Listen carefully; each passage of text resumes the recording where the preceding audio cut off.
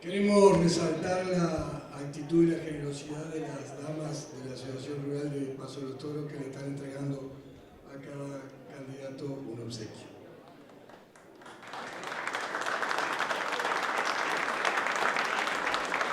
Para continuar con la lista de candidatos, primero que nada quiero pedirles a todos que han respetado cada una de las exposiciones algún grado de silencio, porque a veces es imposible para el expositor que está acá escuchar permanentemente el murmullo que se escucha de afuera. Si tienen necesidad de hablar, lo pueden hacer afuera y respetamos al orador. Muchas gracias. Ahora, el economista Ernesto Talvi.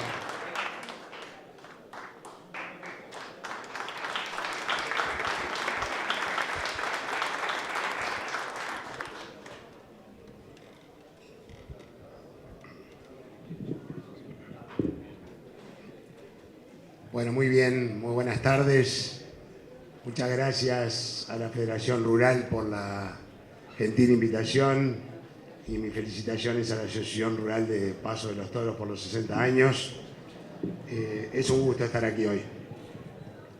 Miren, se terminó el cambio a la uruguaya, se terminó el que quiere celeste que no le cueste.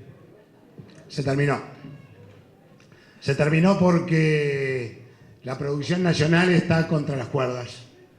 Sin competitividad, sin rentabilidad, están cerrando empresas, se están achicando empresas, las empresas tienen problemas financieros, se están perdiendo miles y miles de empleos, 60.000 en los últimos 4 años.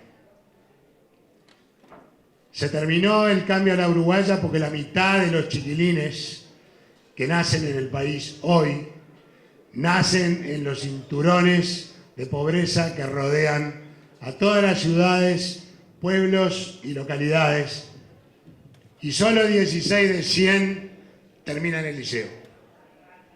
O sea que a la mitad de los chiquilines que nacen en el país no los estamos educando y los condenamos a la informalidad, a la changa, a depender de la tarjeta del Mides, o peor aún, los condenamos a la droga, los condenamos a ser semilleros de los narcotraficantes, a elegir el delito como forma de vida.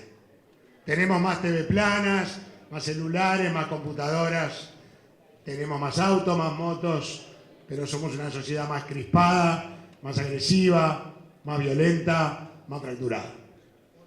No anda la producción, no anda la educación.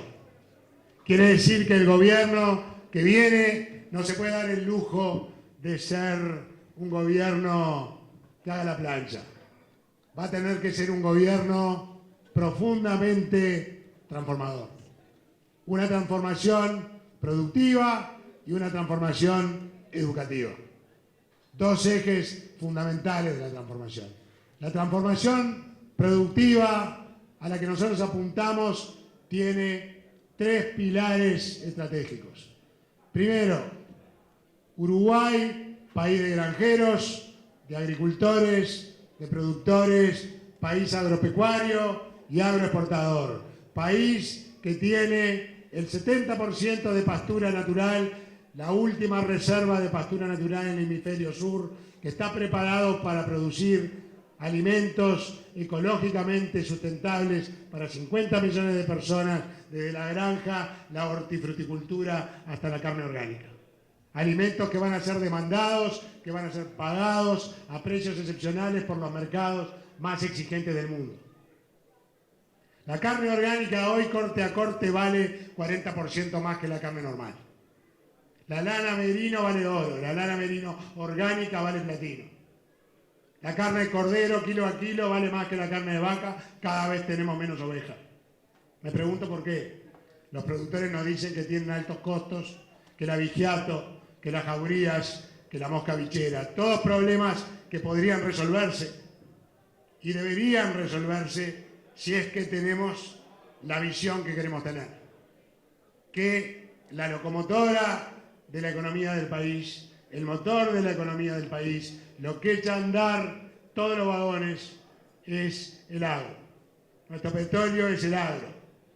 Pero es un petróleo que es verde, que no se concentra en 2 o 3 pozos, sino que se distribuye a través de una red extraordinaria de riqueza productiva a lo largo y ancho del país y además afinca a la familia rural en el campo y por ende construye entramado social. Esa va a ser nuestra apuesta productiva. De esa manera vamos a poner a la economía de pie. Por supuesto que como Nueva Zelanda, también un país turístico, también un país logístico, con un enorme potencial para ser un país tecnológico y cultural, pero primero y antes que nada, un país de agricultores, de productores, de granjeros, un país agropecuario y agroexportador. Esa es nuestra primera apuesta estratégica. La segunda, un país caro un país chico precisa mercados grandes. Mercados grandes. Vamos a salir a la conquista del mundo, como lo hicieron los chilenos en los últimos 30 años, con gobiernos socialistas, democristianos, liberales, no importa, siempre por el mismo trillo. Hoy Chile tiene acceso, sin pagar impuestos, a la enorme mayoría de los países del mundo, para entrar con sus productos sin tener que pagar nada. El Uruguay entra sin pagar impuestos a la Argentina, a Brasil, a México, paremos de contar. Después hay que pagar impuestos altísimos para colocar nuestros productos en todas partes. Eso tiene que cambiar, porque si no el país no tiene destino. Vamos a reorientar nuestra diplomacia, de una diplomacia de cóctel a una diplomacia comercial, como Nueva Zelanda y Chile, una gran fuerza de ventas desplegada en oficinas comerciales en todos los mercados donde Uruguay tenga intereses estratégicos para colocar productos uruguayos con trabajo de los uruguayos, no mandar uruguayos al mundo porque aquí no encuentran trabajo. Y tercero, un país chico precisa ser un país competitivo, un país competitivo. Precisamos mercados grandes y precisamos ser un país competitivo. Vamos a terminar con la base de lo que genera la falta de competitividad, que son las conductas de gasto público irresponsable, que normalmente se gestan en tiempos de bonanza. Ya conocemos el guión, ya lo conocemos. En la bonanza no somos capaces de ahorrar un peso. Nos patinamos todo hasta el último peso que entra y más. Es la bonanza. Pero después viene el libreto conocido. En la bonanza gastamos como locos. Y después se termina la bonanza. Como se terminó en el 2013, 2014, porque los productos agropecuarios bajaron mucho de precio. La soja estaba a $600, hoy está a $2.80. La leche estaba a 50 centavos de dólar el litro, hoy está a 29. El arroz estaba a 270 la tonelada, hoy está a 190. ¿Qué pasa cuando vienen las épocas de vacas flacas? Que ese gasto no se puede sustentar, se abre un boquete fiscal, un déficit fiscal, entonces salimos a la desesperada a aumentar impuestos, a aumentar las tarifas del gasoil, de la electricidad, y como no nos alcanza la plata, entonces salimos a pedir prestado. Y ahí viene el otro actor de la película, el endeudamiento. Pedimos prestado dólares, los traemos al país, los vendemos en plaza, tenemos un dólar poco competitivo, somos el país más caro para producir y para vivir en las Américas. Y luego, ya sabemos, atraso cambiario, asfixia en la producción nacional y en algún momento, cuando nos dejan de prestar, lo estamos viendo en la Argentina, viene lo inevitable: devaluación, inflación, pérdida de poder adquisitivo del salario, recesión, desempleo. Los más vulnerables pagan el costo de esta película que ya vimos 1000 veces y que estamos hartos de repetir. Chile aprendió la lección. Chile, los gobiernos socialistas de Chile ahorraron enormemente cuando la soja, la carne, la lana, el arroz de ellos, que es el cobre, estaba muy alto. Entonces cuando viene la época de vacas flacas, no tienen que andar mangueando, no tienen atraso cambiario, no tienen una crisis en ciernes que nos pone a todos nerviosos y que asusta a la inversión.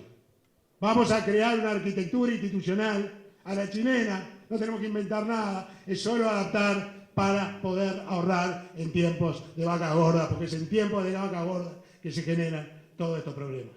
Vamos a volver a tener una plantilla de funcionarios públicos razonable, la que había al final de la primera administración del doctor Vázquez. El gobierno anterior hizo entrar 50.000 funcionarios públicos, un despropósito de proporciones épicas. No vamos a reponer vacantes por los próximos 5 años, no 40 ni 20%, no vamos a reponer ninguna vacante. Se jubilan y fallecen 9.000 funcionarios por año. En 5 años podemos reducir la plantilla de funcionarios en 45.000 y al cabo de 5 años ahorrar 1.100 millones de dólares por año para bajar el déficit fiscal. Que no me digan que esto es una promesa fácil, que no me digan que esto no se puede hacer, que no venga el ministro de Economía a enseñarnos sobre el Estado como si fuera el único dueño del conocimiento. Sabemos de lo que estamos hablando. Sabemos perfectamente de lo que estamos hablando. Hace 21 años que hemos dedicado la vida a diseñar políticas de gobierno desde el Centro de Estudios de la Realidad Económica y Social, a viajar por el mundo y ver qué hicieron los países exitosos para curar las enfermedades que el país tiene hoy. La falta de empleo, la inseguridad, el fracaso educativo, la fractura social y una crisis ambiental en ciernes, que es un peligro para el país porque 2 años más de cianobacterias y vamos a poner en riesgo la industria turística del país también. Créanme que esto que les estoy diciendo hoy no es nuevo, lo venimos diciendo hace 20 años. Ahora decidimos que íbamos a entrar en la política para ver si junto con el Partido Nacional, el Partido Independiente, que van a tener que armar la coalición que reemplace a esta que hoy nos gobierna, con el doctor Luis Lacalle Pou, que me va a seguir a mí, con quien estamos construyendo en silencio una relación de confianza, si podemos armar un proyecto de país que nos saque de esta decadencia, de esta fractura, de este terrible deterioro de la vida en comunidad que hemos tenido. Somos un país que se ha vuelto incapaz de convivir en armonía, Vamos a modernizar el sistema tributario. Sí, va a ser ágil, va a ser moderno, va a ser menos generoso. Quien les prometa que va a bajar impuestos el 1 de marzo está faltando a la verdad, porque las finanzas del Estado son un desastre. Es algo que va a haber que lograr con el tiempo. Pero se puede, mientras tanto, simplificar, hacer menos oneroso el sistema, darle más poder y balance al contribuyente frente al poder arbitrario que tiene el fisco. Hacer lo que hacen los países desarrollados. Los impuestos ciegos, nos preguntan, les contestamos. Son impuestos que son un despropósito, son el peor enemigo de la inversión. Nueva Zelanda los eliminó. Nosotros, responsable, paulatina y gradualmente, en la medida que las finanzas lo permitan, los vamos a eliminar, tal y como hizo Nueva Zelanda.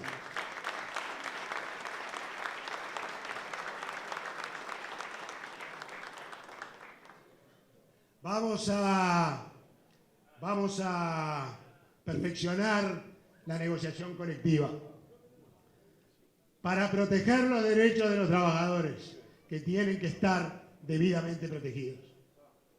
Pero también para crear condiciones para que se generen empleos. El país precisa desesperadamente generar empleos. Y para que se creen las condiciones para que la relación entre empresas y trabajadores, empresarios y trabajadoras, vuelva a ser cooperativa y no confrontacional. Dejar atrás esa doctrina de la lucha de clases que le ha envenenado el alma a la República por demasiados años. Vamos a darle jerarquía a la negociación bilateral en el marco de la negociación colectiva a la negociación bilateral entre empresas y trabajadores, tal y como lo recomienda la Organización Internacional del Trabajo. Y vamos a derogar el decreto que interpreta la ocupación como una extensión natural del derecho de huelga. No lo es. No lo es. Viola la libertad de trabajo, viola el derecho de propiedad, por ende viola la Constitución de la República. En nuestro orden jurídico no tiene lugar la ocupación de los lugares de trabajo. Miren, vamos a poner en caja a los monopolios del Estado. Vamos a darle jerarquía institucional a las unidades reguladoras para que les fijen los precios, en base a criterios técnicos y en base a precios que nos permitan y le permitan a la producción nacional competir. Y después trabajamos para atrás, porque en base a esos precios van a tener que producir con eficiencia. Esto lo hizo Nueva Zelanda en 1985. Y para producir con eficiencia hay que cambiar la organización y funcionamiento de las empresas del Estado. Primero, designando en los directorios y en las gerencias a personas enormemente capacitadas para manejar organizaciones complejas. Segundo, prácticas de gobierno corporativo, las mejores prácticas que permitan el control y la evaluación de resultados de estas empresas. Hay 1.200 millones de dólares de sobrecostos en juego por la incompetencia, el amiguismo, por el acomodo. 1.200 millones de dólares que le cobran las empresas del Estado por producir de manera ineficiente a la producción, a las familias. Si al cabo de 5 años podemos ahorrar esos sobrecostos, y yo creo que lo podemos hacer, pero no lo tenemos que proponer. Podemos bajar los precios del gasoil y la electricidad a precios internacionales y nos van a sobrar 800 millones de dólares para bajar el déficit fiscal, que junto con los 1.100 que vamos a ahorrar por no reposición de vacantes, vamos a eliminarlo del paisaje nacional, vamos a darle previsibilidad a la inversión, a la economía y por ende vamos a reactivarla, que es lo que el país necesita. Pero también, y con esto termino, precisamos una transformación educativa. Precisamos una reforma vareliana del siglo XXI. José Pedro Varela era un señor de 30 y pocos años que viajó a Europa, viajó a Estados Unidos, vio lo que estaban haciendo los países de vanguardia, lo trajo al país, lo adaptó y fue el fundador de la educación moderna en el país. Estuvimos muy orgullosos por años, ya no funciona más, es un desastre la educación. Necesitamos otra reforma vareliana, ahora para el siglo XXI.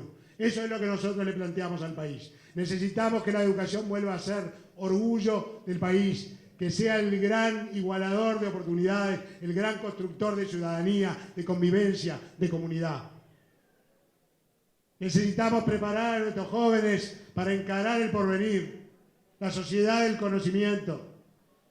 Necesitamos prepararlos como buenos ciudadanos de la República.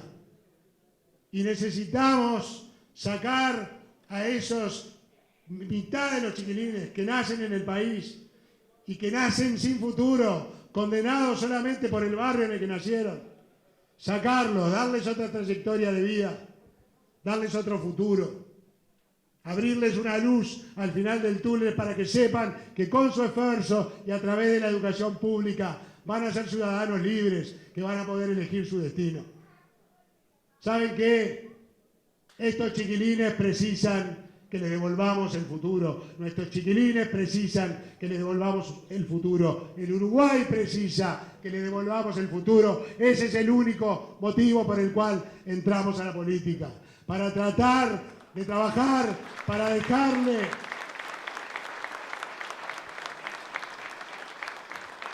trabajar sin descanso, para dejarle a nuestros hijos un pequeño país modelo, el pequeño país modelo al que llegó mi padre de los escombros de la guerra, a reconstruir su vida, a recuperar su libertad, su dignidad. Y lo hizo, porque vivió en un país de primera, en un país de primera de verdad, en un país que le daba calidad de vida a su gente y oportunidades de trabajo del primer mundo, y la gente que venía huyendo de la opresión, de la miseria y de la guerra, venía en este país que lo recibía con los brazos abiertos y les daba oportunidades. Vamos de nuevo por un pequeño país modelo, para eso estamos.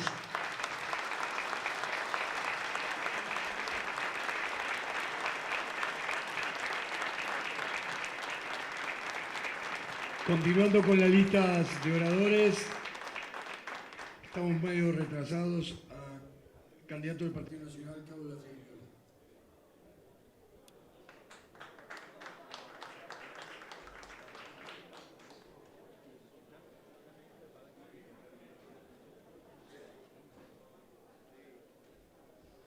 Muchas gracias. En primer lugar, el agradecimiento enorme de corazón porque me hayan invitado a este congreso de la Federación.